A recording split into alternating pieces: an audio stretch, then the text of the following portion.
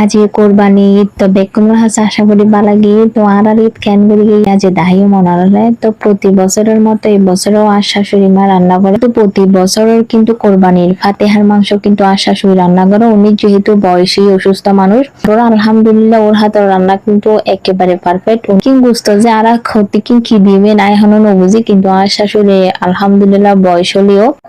অভিজ্ঞতা সম্পন্ন এখনো মানে হলে কি দিব হলে কি হতে কিন্তু অভরিব উনি কিন্তু বুঝে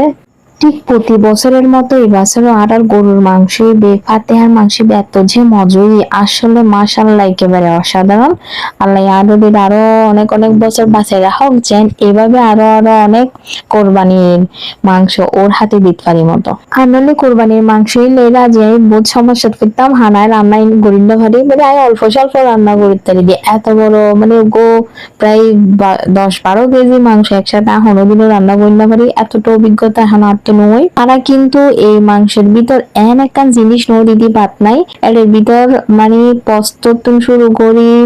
আদা বাটা রসুন বাটা কিন্তু তাই বই সরিষার তেল সয়াবিন তেল নারকেল বাটা বাদাম বাটা যত ধরনের বাটা বাটি আছে সব ধরনের জিনিস দিয়ে আর ওই শুধু হাতে মাকে দিয়ে সামান্য একটু আর বৃষ্টির পানি নিলাম সামান্য সামান্য হাত দিয়ে একটু করে মাহা দিয়ে বৃষ্টির পানিও দিই তো আর শাশুড়ি কিন্তু মানা করি কি এটা আর হন পানি টানি নদী পেলাই তো আর হন পানি টানি নদী কিন্তু জিন দিবে কিন্তু পারফেক্ট ভাবে ওই দিয়ে লবণও চন্ন পরে আর এই তেলও দন্ন পরে আর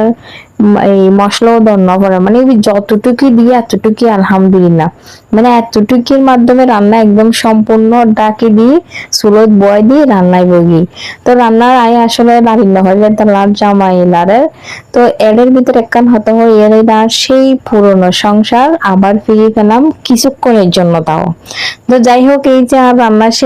শেষ এখন মজা মজা করে খাবো তো আসলে সত্যি রান্নাও যে কত লোভনীয় আসলে সত্যি অনেক অনেক লোভনীয় আজকের ভিডিও এই পর্যন্ত।